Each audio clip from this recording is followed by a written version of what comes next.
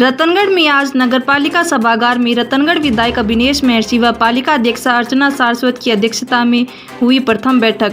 इस दौरान ईओ सहदेव दानचारण ने 11 रखे जाने वाले प्रस्ताव पढ़कर सुनाए, जिस पर पार्षदों ने पहले उनकी बात सुनने के लिए कहा, जिस पर हंगामा हो गया। पालिका पक्ष के पार्षद ने ईओ पर 3 करोड़ रुपए का गबन का आरोप लगाया। वहीं रामवीर सिंह रायका ने जड़िया देवी भवन में बन रही दुकानों को अवैध निर्माण बताया।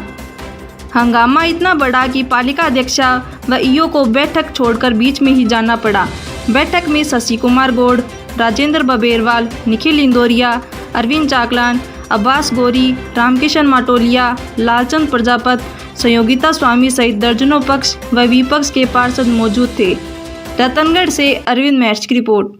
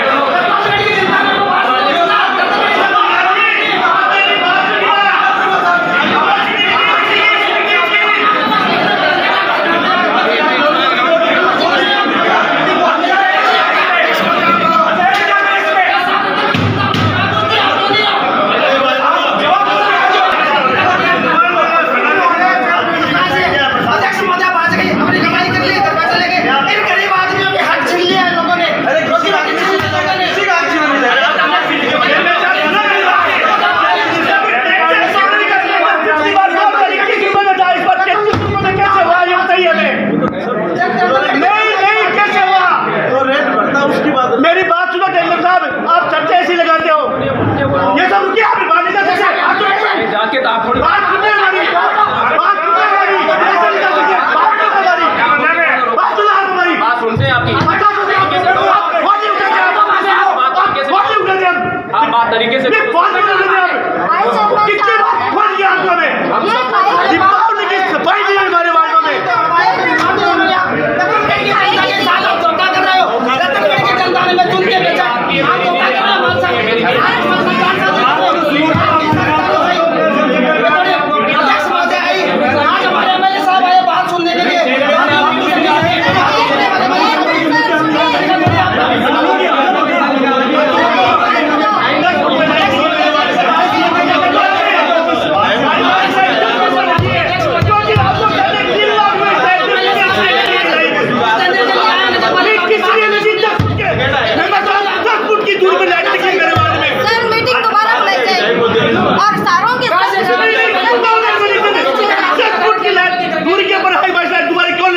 राजू भाई, सफाई की व्यवस्था ऐसी है कि दिवाली के दिन मेरे वार्ड में 5:30 बजे पप्पू जो जमादार है वो लेकर आया और 5:30 बजे नालियों की सफाई करके 7 बजे लोग दीपक पूजने जब बाहर निकले तो वहाँ पर हमारे वार्ड में आके ऑटो टिप्पण नहीं है, दीपावली की सफाई आज की दीपावली की सफाई की बात करें। हमारे वार्ड में अभी तक दीपावली लग रही है, 11 ट्रैक्टर लगा दिए जिसमें 5 चलते हैं। मेरी बात सुनो, ऑटो टिप्पण वाले डेली आना चाहिए, महीने में 2 बार है।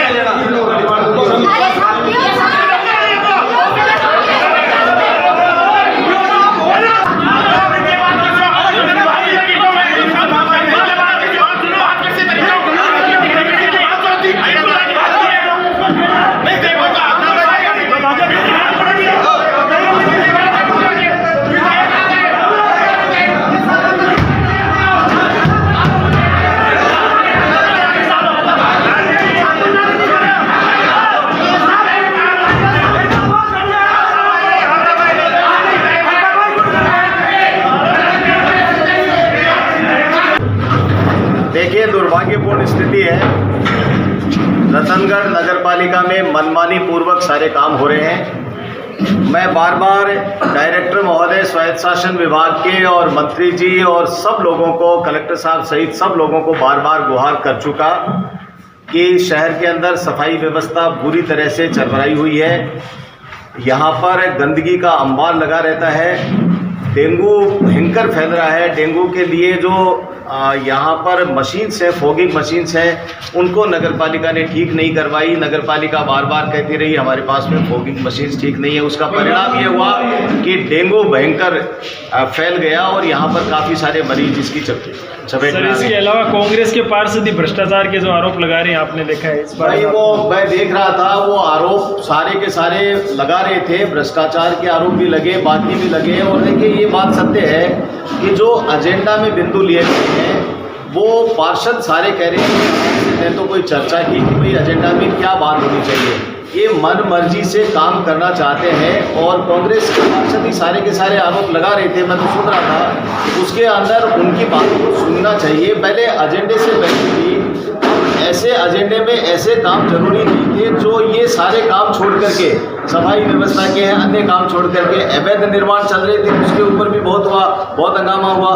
अब शहर के अंदर किस तरह की व्यवस्थाएं चल रही हैं, मैं तो आया था, आज मुझे बुलाया गया था, मैं मीटिंग के अंदर आया और आज पहली मीटिंग के अंदर जब ये देखा इस तरह का तो मुझे बड़ा आश्चर्य हुआ। होता यह है कि विपक्ष तो चलो जनता की आवाज़ को उठाने के लिए, लेकिन यहाँ तो सत्ता पक्ष भी जो है वो पूरी तरह से, मैं समझता हूँ कि सत्ता पक्ष के भी मोर देन 60-70% लोग जो है वो खिलाफ थे इस बात के कि इस एजेंडा पे बात करने से पहले बाकी मुद्दों के ऊपर बात हुई, जो जनहित के मुद्दे उनके ऊपर बात होनी चाहिए। लेकिन सुनवाई हुई नहीं और आनन फानन के अंदर मीटिंग बिना कंप्लीट किए ही मीटिंग को समाप्त करके और यहाँ से चले गए, तो दुर्भाग्यपूर्ण। सर, प्रतिपक्ष नेता सहित कांग्रेस नेताओं ने भ्रष्टाचार का आरोप लगाया, तो विपक्ष की क्या भूमिका रहेगी इसमें?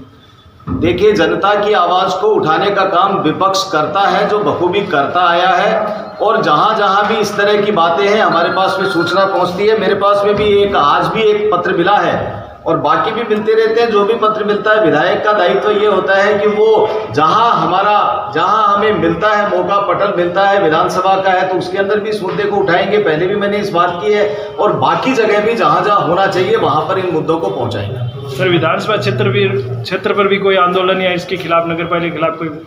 बिल्कुल, हमने पिछले दिनों जब यहाँ पर एसडीएम साहब के यहाँ ज्ञापन दिया था तो उसके अंदर ये भ्रष्टाचार का मुद्दा भी था, अवैध निर्माण के मुद्दे भी थे, सफाई नहीं होने का मुद्दा भी था। यहाँ पर जो एक बहुत भयंकर विकराल रूप धारण किए हुए है जो परमाणु ताल की समस्या है, उसके बारे में भी बात की थी। शहर के अंदर हमें बात तो इस बात पर करनी चाहिए कि बाजार डूब जाते हैं तो यहाँ पर ड्रेनेज के लिए पैसा सरकार को देना चाहिए। पिछले दिनों चीफ सेक्रेटरी आए थे, उनको भी ये बात कही थी। तो बात जो गंभीर समस्याएं हैं शहर की, उनके ऊपर तो बात हुई नहीं। और एजेंडे के अंदर कोई किस तरह का एजेंडा था, किससे बात करके किया है, ये मुझे तो समझ में नहीं आया। इसलिए जनता की आवाज़ पार्षद जो चुन करके आए हैं उनके माध्यम से जनता की आवाज़ आती है, जिसको सुनना चाहिए। ये गौर एक तरह से अलोकतांत्रिक तरीका था जो बिना सुने मीटिंग समाप्त कर दी गई।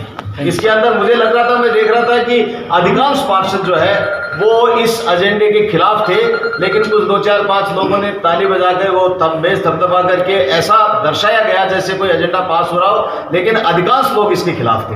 Thank you. रतनगढ़ की जनता की मांग लेके आए थे, पीओ साहब ने हमारी बात सुनी नहीं, चेयरमैन महोदय ने हमारी बात सुनी नहीं, ऐसे चुप होके चले गए। रतनगढ़ की जनहित की हम समस्या लेकर आए थे, अवैध निर्माण हो रहा है इसके विरोध में आए थे। पीओ साहब, चेयरमैन साहब सिर्फ अपनी कमाई के लिए अपना काम कर रहे हैं, सफाई की व्यवस्था के लिए आए थे। दीपावली की सफाई हुई नहीं है।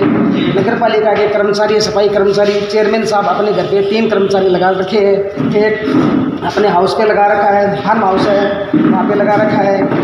ये अपनी मनमर्जी कर रहे हैं, जैसे मनमर्जी हम चलने नहीं देंगे। रतनगढ़ जनता ने हमें चुनकर भेजा है, लोग हम बात रखेंगे।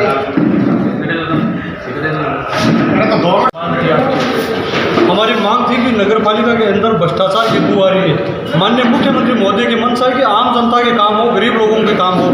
नगर पालिका केवल और केवल अपने लोगों के घर बनने का काम कर रही है। चाहे वो जड़िया देवी के मुद्दे की बात हो, चाहे संगम चौराहे की बात हो। संगम चौराहा ठेकेदार के 3 साल की गारंटी में नगर पालिका उसे भ्रष्टाचार की बू आ रही है। पैसे लेके उसे किसी को गोद देने का प्लान बना रही है। जड़िया देवी के मुद्दे पर ये सब बात सुनने की नहीं कर रहे हैं। जनता के जब हित की बात आती है जहाँ पे भ्रष्टाचार की बात होती है, कोई व्यक्ति बोलता तो उस पर तो नगर पालिका मुकदमा दर्ज करवा देती है।